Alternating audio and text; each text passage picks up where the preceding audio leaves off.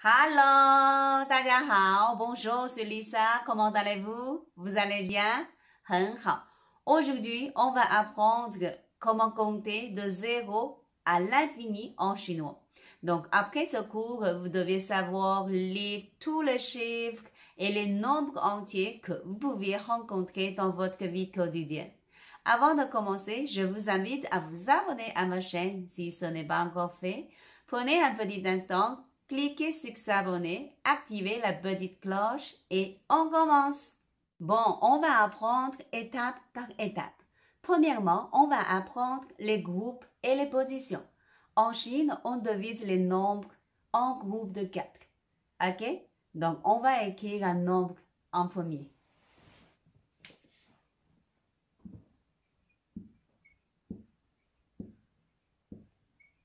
Nous, les Chinois, nous aimions le chiffre 8. Est-ce que c'est clair? Ouais. Ok. Et après, on va le diviser en groupe de 4. 1, 2, 3, 4. 1, 2, 3, 4. 1, 2, 3, 4. Ok. Et le premier groupe n'a pas de nom. Le deuxième groupe s'appelle 1. Le troisième groupe s'appelle I. Et ensuite, c'est le Zhao. Et après, c'est le Jing, etc. Il y a plusieurs. Mais aujourd'hui, on va apprendre jusqu'au groupe I. Parce que c'est déjà un grand nombre. Et d'ailleurs, le principe de lire tous les nombres plus grands est le même. Dans chaque groupe, il y a 4 places, donc 4 positions. À partir de la plus petite et en ordre de croissant, c'est ge. Ge, ça veut dire unité. Shi, dizaine. Bai, centaine. Et qian, 1000. Ok? Dans chaque groupe, c'est le même. Ge, shi, bai, qian. Ge, shi, bai, qian. Et après, c'est la même chose. OK? Tout ça, c'est les groupes et les positions. C'est la première étape de notre apprentissage d'aujourd'hui. La deuxième étape, lire les nombres de 0 à 10. On a déjà appris comment compter d'1 à 10 en chinois. Révisons rapidement et cette fois-ci, on rajoute les zéros. OK? 0, 1, 2, 3, 4, 5, 6, 7, 8, 9, 10. Très bien. La troisième étape, on va apprendre à lire de 11 à 19. C'est assez simple. Par exemple, 11, c'est 10 plus 1. 10 en chinois, c'est shi. 1, c'est i. Alors, 11, c'est shi, i. Le même principe pour le reste. 12, c'est shi, 2. 13, shi, 3. 19, shi, 9. D'accord? La quatrième étape, pour le reste, dans le premier groupe, donc les nombres plus petits que 10 000, le principe est le même. C'est de lire les chiffres plus les positions. Par exemple,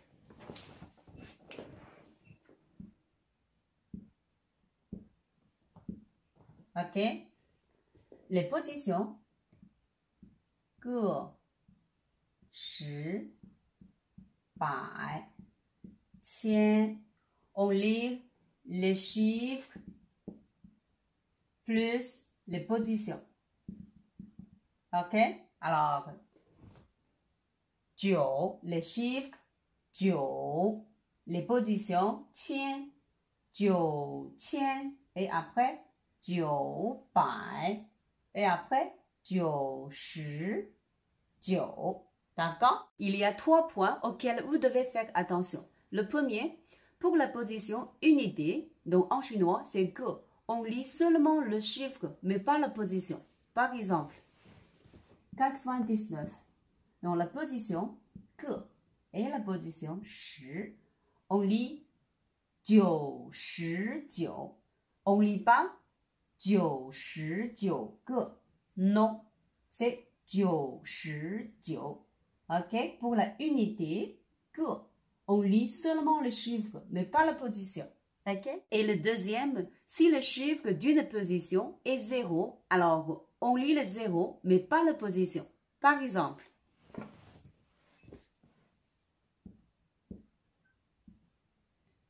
ok, la position que, la position 10 et la position 100, 101, ok? Donc, la position dizaine, donc 10, le chiffre est 0, alors on ne lit pas la position. Et puis la unité, on ne lit pas la position. Donc, alors celui-ci, 101. D'accord? Et le dernier point, c'est comment lire les zéros. C'est toujours le plus difficile, même pour nous. C'est un peu compliqué, je vais essayer de vous l'expliquer le plus clairement possible. Si les zéros sont situés à la fin, n'importe combien de zéros il y en a, alors on ne le prononce pas. Par exemple, ok, il y a 3 zéros, mais les zéros sont situés à la fin, donc on ne les prononce pas. La position, on lit i, tien, et c'est tout. Un autre exemple.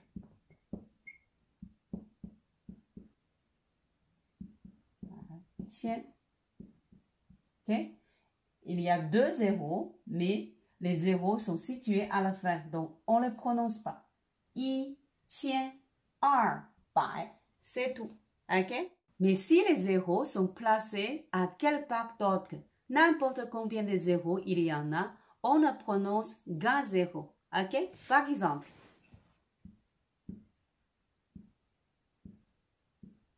unité, que, unité, 10, bai, tien. Ok? Il y a 2 zéros, mais ils ne sont pas placés à la fin, donc ils sont placés en milieu. Donc, mais on ne prononce qu'un zéro. 1001. D'accord? Un autre exemple.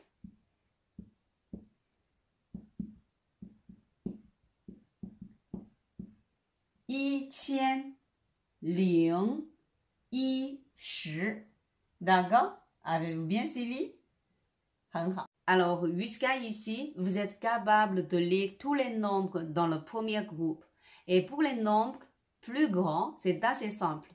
On divise les nombres en groupes de 4. On lit chaque groupe en utilisant le principe qu'on vient d'apprendre. Et après, on rajoute le nom du groupe à la fin. OK? D'accord? Donc, on va écrire un nombre.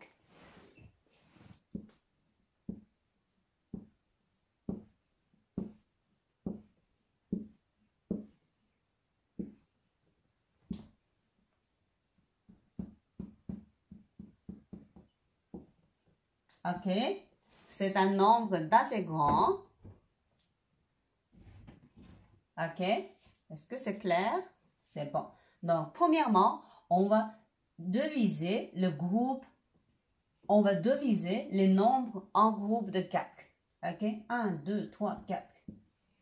1, 2, 3, 4. OK? Et pour le premier groupe, il n'y a pas de nom. Le deuxième groupe, le nom, c'est 1. Et le troisième groupe, c'est I.